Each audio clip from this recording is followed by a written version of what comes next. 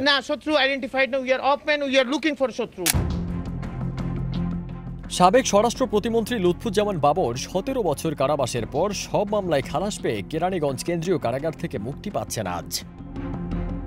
গত ১৪ জানুয়ারি চট্টগ্রামের ১০ ট্রাক অস্ত্র চোরাচালান মামলায় যাবজ্জীবন কারাদণ্ড থেকে হাইকোর্টে খালাস পান তিনি। এ রায়ের মাধ্যমে বাবর তার বিরুদ্ধে থাকা সব মামলা থেকে খালাস পান, ফলে তার মুক্তিতে আর কোনো বাধা নেই। কারা অধিদপ্তরের সহকারী মহাপরিদর্শক জান্নাতুল ফরহাদ জানান, হাইকোর্টের আদেশ চট্টগ্রাম আদালত থেকে কারাগারে যাবে এবং আদেশের কপি পাওয়ার পর বাবর মুক্তি পাবেন।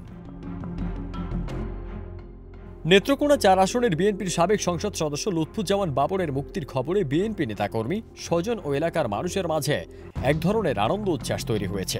তার স্ত্রী তাহমিনা জামান শ্রাবণী বলেন, ১৭ বছর পর ন্যায় বিচার প্রতিষ্ঠিত হয়েছে এবং জনগণ তার মুক্তির জন্য অধীর আগ্রহে অপেক্ষা করছে। কারা মুক্তির পর কারা ফটক থেকে বাবরকে বরণ করার জন্য প্রস্তুতি নিয়েছেন অসংখ্য জনতা। বাবর ২০০৭ সালে আটক হওয়ার পর বিভিন্ন মামলায় দণ্ডিত হয়েছিলেন। এর মধ্যে ২ মামলায় মৃত্যুদণ্ড এবং একটিতে যাবজ্জীবন ছিল। তবে গত কয়েক মাসে একে একে খালাস পাওয়ার পর তিনি এখন কারামুক্ত হচ্ছেন। তবে গত বছরের ৫ আগস্ট ছাত্র জনতার অভ্যুত্থানে আওয়ামী লীগের সরকার পতন হওয়ার পর এসব মামলার আপিল শুনানি শেষে একে একে খালাস পান বাবর।